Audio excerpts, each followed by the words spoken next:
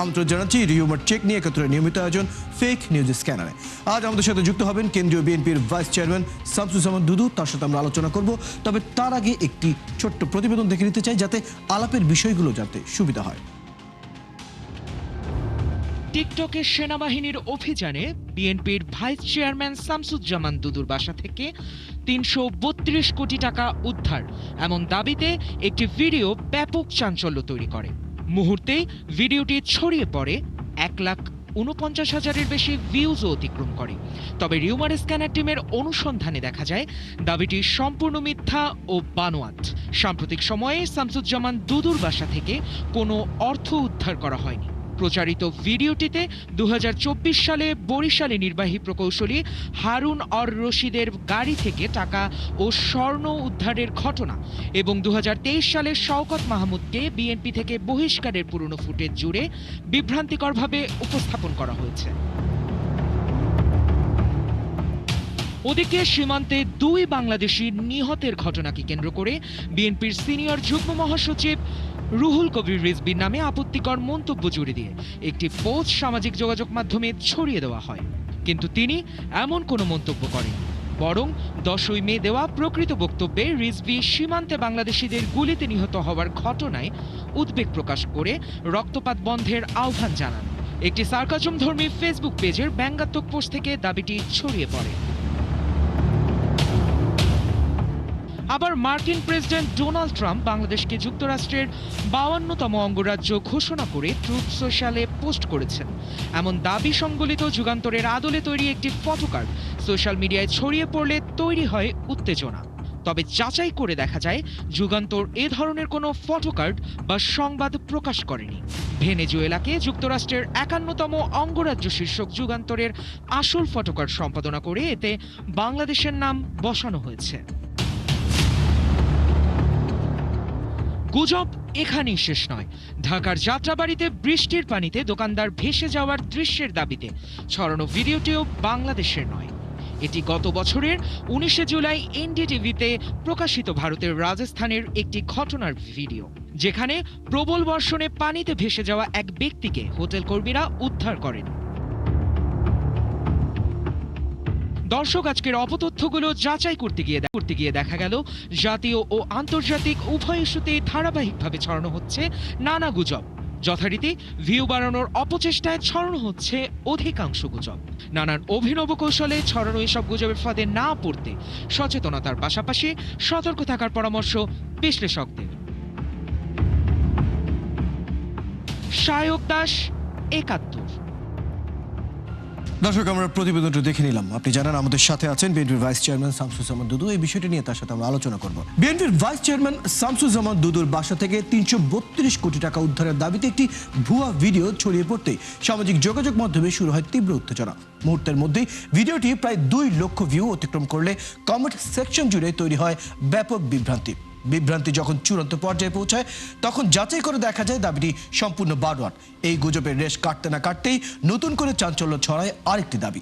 Donald Trump নাকি বাংলাদেশে যুক্তরাষ্ট্রের ৫২তম অঙ্গরাজ্য ঘোষণা করেছেন, কিন্তু ব্যাপক আলোচনার জন্ম দেওয়ার এই দাবিটিও শেষ পর্যন্ত ভুয়া প্রমাণিত হয়। ওদিকে সীমান্ত হত্যাকাণ্ডের ঘটনায় রুহুল কবির রিজভীর ভারতের অবস্থানকে সমর্থন করছেন এমন একটি মনগড়া মন্তব্য ঘিরে বেশ কিছু তীব্র সমালোচনা তৈরি হয়। প্রথম যে বিষয়টি সেটি নিয়ে আলোচনা করতে চাই সেটি হচ্ছে টিকটক সেনাবাহিনীর অভিযানে বিএনপির ভাইস চেয়ারম্যান শামসুজ্জামান দুদুর বাসা থেকে ৩৩২ কোটি টাকার উদ্ধারের দাবিতে একটি ভিডিও ব্যাপক চাঞ্চল্য তৈরি করে। মুহূর্তেই ভিডিওটি ভাইরাল হয়, ১,৪৯,০০০-এরও বেশি ভিউজ অতিক্রম করে। পরে অনুসন্ধানে দেখা যায় দাবিটি সম্পূর্ণ মিথ্যা। ওদিকে সীমান্তের ২ বাংলাদেশি নিহতের ঘটনাকে কেন্দ্র করেও বিএনপির সিনিয়র যুগ্ম মহাসচিব রুহুল কবিরের নামেও বেশ কিছু আপত্তিকর মন্তব্য ছড়ায়, যেটি পরবর্তীতে জানা যায় সেটিও অপতথ্য।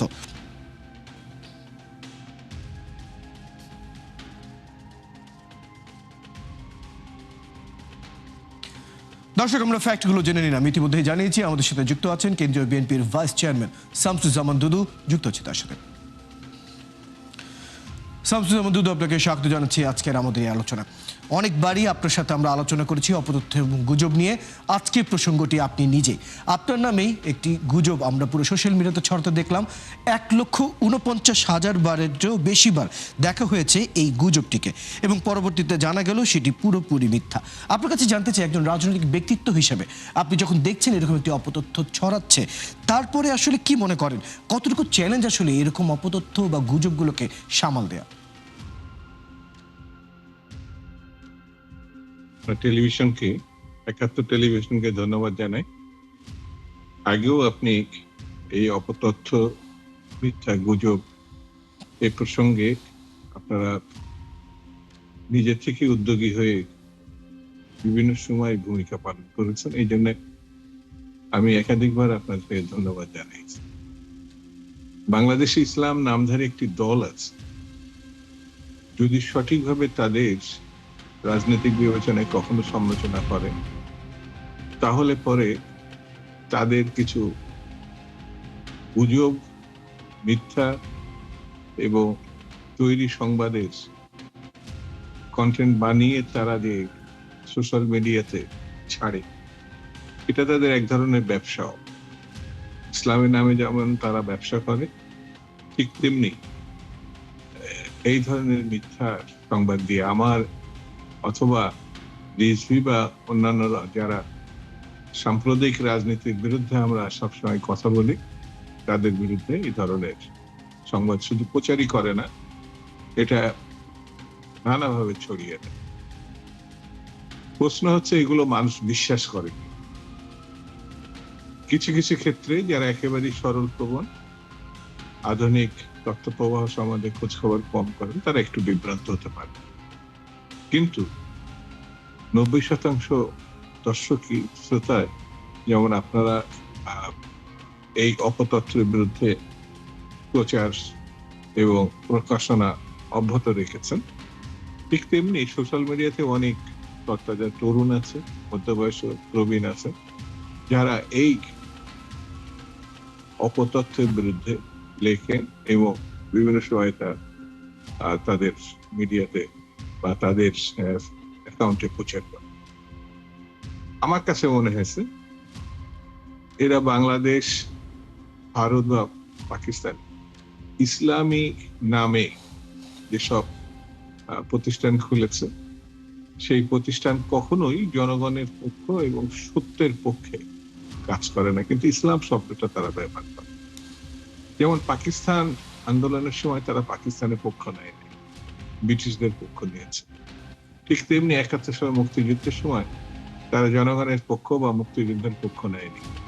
তারা রাজাকার হিসাবে, আল বদর হিসাবে, আল শামস হিসাবে পাকিস্তানের পক্ষ নিয়ে নারী নির্যাতন করেছে এবং অসংখ্য মানুষকে তারা হত্যা করেছে।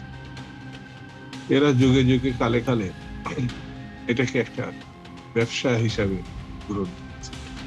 রিজভী সাহেব গত 18 বছর ধরে বাংলাদেশের রাজনীতিতে গণতন্ত্রের সপক্ষে কাজ করেছে। তার আগে ছাত্র রাজনীতিতে তার রাজশাহী থাকাকালে বিশিষ্ট ভূমিকা আছে।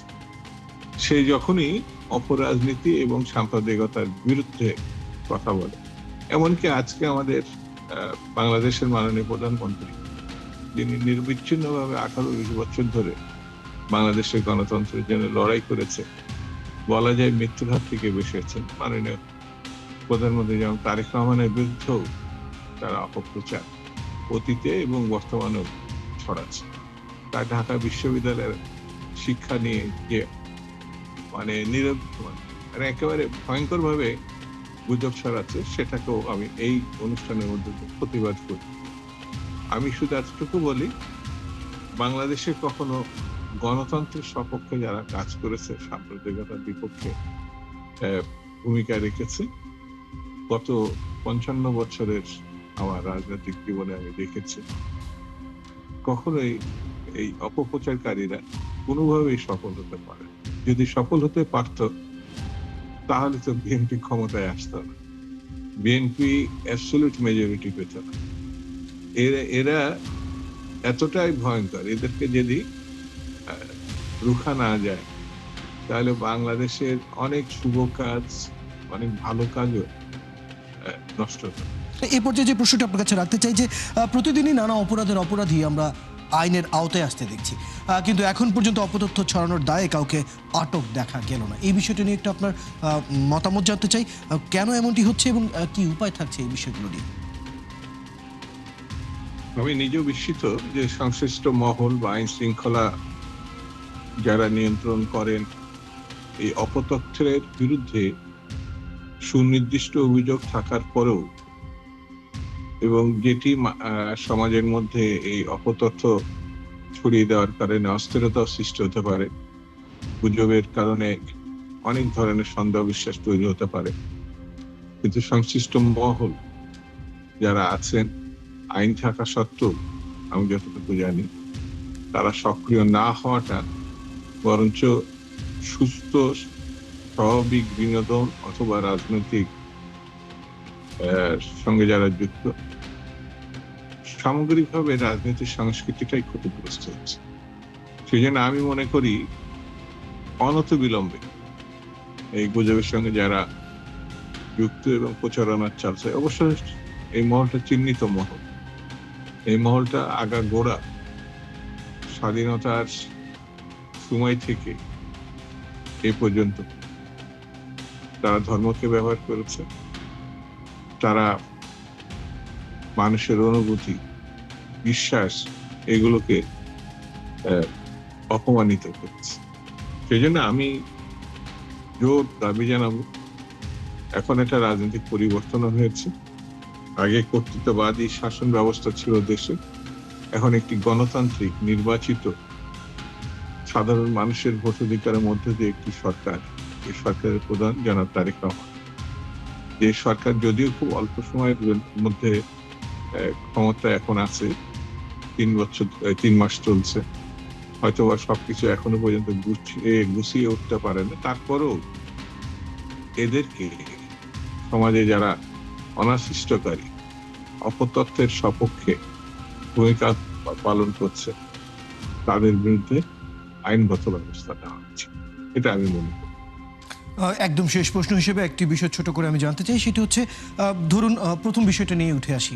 আপনার নামেই যখন অপতথ্য ছড়ালো, আপনার কে পছন্দ করে এবং এরকম অনেক মানুষই আছে যারা আপনাকে চেনে বা বোঝে, তারা হয়তো বিষয়টি বুঝতে পারছে যে আপনি কি বলছেন বা কি বলেননি, কিন্তু যারা নতুন রাজনীতিবিদ অথবা প্রান্তিক কোনো সাধারণ মানুষ তারা হয়তো বিভ্রান্ত হতে পারে বিষয়গুলো নিয়ে। সেই হিসেবে জানতে চাই, যাদের ব্যাপারে এই ধরনের অপতথ্য ছড়ায় তাদের আসলে সচেতনতামূলক আসলে কি ধরনের পদক্ষেপ নেওয়া উচিত, একদম ছোট করে জানতে চাই। একেবারে আইনের যে ধারা আছে দেশে অস্থিরতা সৃষ্টি করার জন্য মিথ্যা এবং অপমানমূলক যে তথ্য প্রচার করা হচ্ছে তার বিরুদ্ধে সুনির্দিষ্টভাবে আইন, সে আইনের আওতায় তাদেরকে না আনলে বরঞ্চ তাদেরকে সহযোগিতা করা হবে যারা সমাজে অস্থিরতা সৃষ্টি করতে চায়, বিশৃঙ্খলার সৃষ্টি করতে চায়। সেই জন্য এই অপতথ্য মানুষ বিশ্বাস করেন, কারণ আমরা যারা রাজনীতির সঙ্গে যুক্ত, ছাত্র রাজনীতি থেকে এ পর্যন্ত আমাদের মানুষও যেমন সাধারণ মানুষ চিনে, আইন শৃঙ্খলা বাহিনী অথবা এই সাংবাদিকতার সঙ্গে যারা যুক্ত আছে, তথ্য প্রবাহের সঙ্গে যুক্ত আছে, সবাই আমাদেরকে চিনে। তারপরেও আপনি যেটা উল্লেখ করলেন যে প্রান্তিক জনগোষ্ঠীর মধ্যে কিছু কিছু মানুষ আছে হয়তো বিভ্রান্ত হতে পারে, সেই জন্য আমার বক্তব্য খুব স্পষ্ট, আইনের শাসন প্রতিষ্ঠা করা না গেলে গণতন্ত্র প্রতিষ্ঠা করা কঠিন। চমৎকার চমৎকার বলেছেন আপনি। বেশ কিছু ফ্যাক্ট আসলে আপনার কাছ থেকে জেনে নিলাম এবং বেশ কিছু পরামর্শও পেলাম। ধন্যবাদ শামসুজ্জামান দুদু সময়টুকু আজ আমাদেরকে দেওয়ার জন্য। দর্শক, আমাদের সাথে আমাদের অতিথি যুক্ত ছিলেন কেন্দ্রীয় বিএনপি ভাইস চেয়ারম্যান শামসুজ্জামান দুদু। কথা বলছিলেন বেশ কিছু ফ্যাক্ট চেক নিয়ে। দর্শক, আপনারা আছেন ফ্যাক্ট চেক নিয়ে একাত্তরের নিয়মিত আয়োজন ফেক নিউজ স্ক্যানারে। প্রতিদিন আমরা ইউমার দূর করতে হাজির হব ঠিক একই সময়ে একইভাবে। আপনারাও আমাদের সাথে যুক্ত হতে পারেন। কোনো খবর যদি আপনাকে সংশয়ে ফেলে সেটি একটি স্ক্রিনশট আমাদেরকে মেইল করতে পারেন fns.71tv@gmail.com অথবা ফেসবুকে যোগাযোগ করুন www.facebook.com/fake-news-scanner। আমরা সেই তথ্যের ফ্যাক্ট চেক করে আপনাদের জানাবো। চটকদার শিরোনাম দেখে ক্লিক করবেন না। বিশ্বাস আর প্রতিক্রিয়া জানানোর আগে ফ্যাক্ট চেক করুন আর থাকুন ৭১-এর সাথে।